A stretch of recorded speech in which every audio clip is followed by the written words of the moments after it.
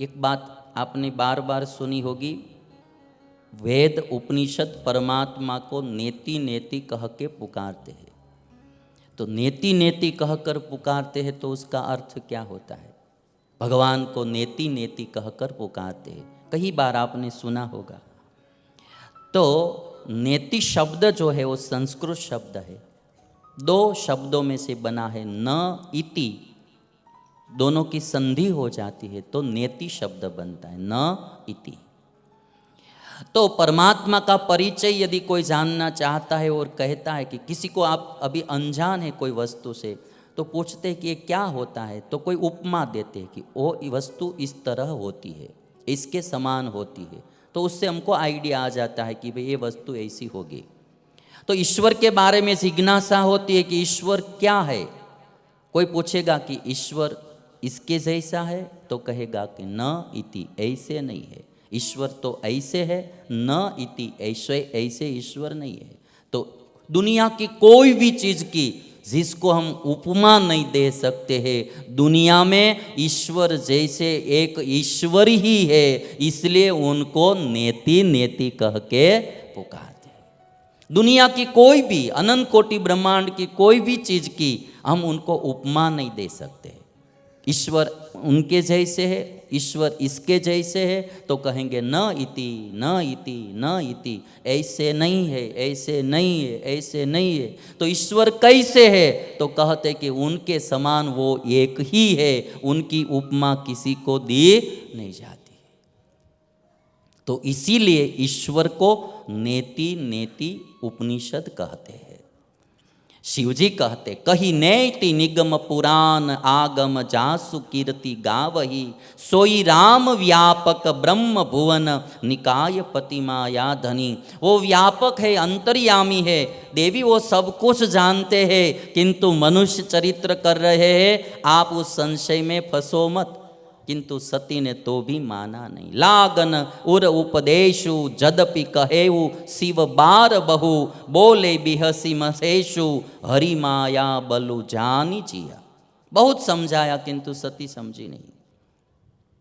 इस कथा में से हमको एक बात समझनी है कि जब कभी भगवान प्रकट होते हैं, विद्यमान होते हैं, तो पहचानने वाले बहुत कम लोग होते हैं।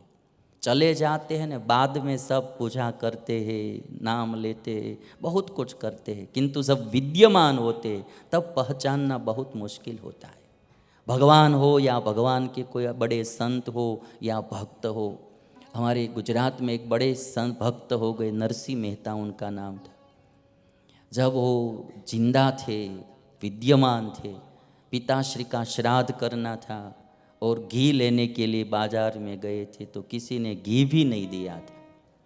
और आज उनके नाम का सब जगह पर नरसिंह मेहता का उदाहरण दिया जाता है। उनकी जो कीर्तन रचनाएं थी, वैष्णव जन तो तेने कहिए पीड़ पराये जाने। अभी तो हमारी भारत सरकार ने दुनिया भर के कई देशों के अच्छे अच्छे सिंगरों के पास वो गाने का अवसर दिया सबको, और वो गाना गाया जो कीर्तन है, वैष्णव जन तो।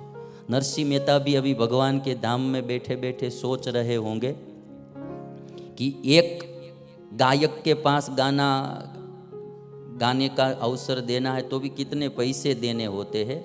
और आज दुनिया भर के कई देशों के, पाकिस्तान हो, अफगानिस्तान हो, या चाहे कोई जर्मनी हो, बहुत देशों के लोगों ने मिलकर एक गाना गाया, वैष्णव जन तो तेने कहिए। गुजराती गाना, किंतु सभी देश के लोगों ने गाया। हम क्या है कि चले जाते हैं, बाद में महिमा समझते हैं। सभी के बारे, ईश्वर के बारे में भी यही होता है। कोई संत पवित्र होते हैं, जब होते हैं तब हम बस कुछ समझ नहीं पाते हैं, चले जाते, बाद में महिमा आती है।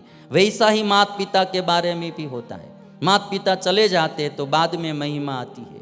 बाद में हम बड़ी तस्वीर बनाते हैं माता पिता की, और फिर उसको हार पहनाते हैं, धूप करते हैं, श्राद्ध आदि क्रिया करते हैं।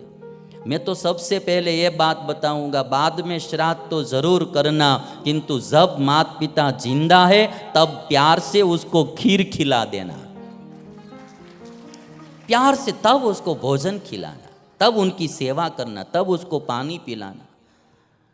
ये तब उनकी प्रसन्नता होती है। बाद में आप कहीं भी कितना भी करेंगे, करना चाहिए, वो मैं ना नहीं बोलता हूँ, किंतु जिंदा जब है तब उनकी सेवा करना, उनको प्रसन्न करना, उनको भाव से भोजन खिलाना, उसको जब कोई रोग है, बीमारी है, तो तब उसकी सेवा करना, वो सबसे बड़ी प्रसन्नता की बात होती है।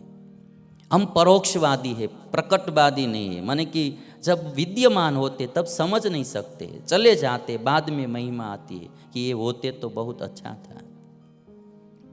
और ये इसीलिए पति पत्नी में भी ये बात समझ रखना, जब पत्नी होती है न तो होता है कि ऐसा करती है, वैसा करती है, जब चली जाती है न तब पता चलता है कि उसके बिना कुछ होता नहीं। कोई पति होता है तो भी ये बात होती है, चले जाते हैं तो बाद में पता चलता है कि ये होते तो बहुत अच्छी बात थी।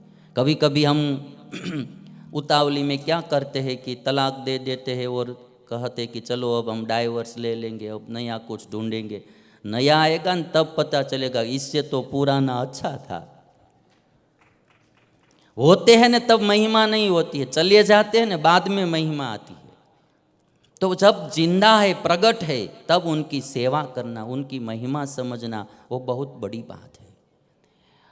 आज सती भी देखते हैं कि वो उनको महिमा नहीं रही और संशय हो गया। अभी आप देखेंगे अपने पति शिवजी अंतर्यामी थे, उन्होंने कहा तो भी माना नहीं है, तो भी माना नहीं।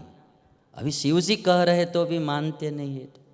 तो पति लोगों को एक बात इससे ये भी सीख लेनी चाहिए, कभी भी आपकी पत्नी आपका कहा मानती नहीं है तो दुख मत लगाना, हर्ष शोक मत करना। इतना समझ लेना कि सती ने भी शंकर का नहीं माना था तो हम कौन सी बाड़ी की मूली। तो इसका मतलब यह नहीं कि पत्नी को नहीं मानना चाहिए, किंतु कभी होता है ऐसा, प्रकट होते हैं, विद्यमान होते हैं, तब हम उनकी महिमा नहीं समझ पाते हैं। तो शिव जी ने बहुत मनाया किंतु कुछ माना नहीं। और ये बात हम देखते हैं न कि परोक्षवादी हम इतने चले जा रहे। मेरे पास एक कहीं कविता थी, मैं आपको मिल जाए तो सुनाऊंगा। हम परोक्षवादी कितने थे कि जब था मैं जिंदा तो किसी ने पास बिठाया नहीं, जब था मैं जिंदा तो किसी ने पास बिठाया नहीं, अब मेरे चारों ओर सब बैठे जा रहे हैं। आदमी मर गया है, उसका शव पड़ा है कमरे में, अब सब लोग आ रहे हैं, सगे संबंधी, अड़ोस पड़ोस वाले सब मित्र मंडल आ रहे, चारों ओर बैठे जा रहे हैं। तो अभी जो उसकी आत्मा है ना, वो आत्मा बोल रही है कि जब था मैं जिंदा तो किसी ने पास बिठाया नहीं, अब मेरे चारों ओर सब बैठे जा रहे हैं। जब था मैं जिंदा तो किसी ने हाल पूछा नहीं, जब था मैं जिंदा तो किसी ने हाल पूछा नहीं, अब सब आंसू ये बहाए जा रहे हैं। जिंदा था तो किसी ने हाल पूछा नहीं, अब सब आंसू बहाए जा रहे हैं। जब था मैं जिंदा तो किसी ने साथ दिया नहीं, अब फूलों से सजाकर कंधों पर उठाए जा रहे, अस्थि को उठाकर जा रहे फूलों से सजाकर। जब था जिंदा तो किसी ने साथ दिया नहीं, अब कंधों पर उठाए जा रहे। और जब था मैं जिंदा तब खाना खिलाया नहीं, अब मेरे मुंह में देसी घी डाले जा रहे। चिता पर अस्थि और शव लेटा हुआ होता है और मुंह में घी डालते हैं। तो कहते कि जब था मैं जिंदा तब सूखी रोटी भी किसी खिलाने के लिए कोई नहीं आते थे, और अब देसी घी मुंह में डाला जा रहा है। जब था मैं जिंदा तब खाना खिलाया नहीं, अब मेरे मुंह में देसी घी डाले जा रहे हैं। सबको पता है कि अब घी इसके काम का नहीं, फिर भी बेचारे दुनियादारी निभाए जा रहे हैं, दुनियादारी निभाए जा रहे हैं।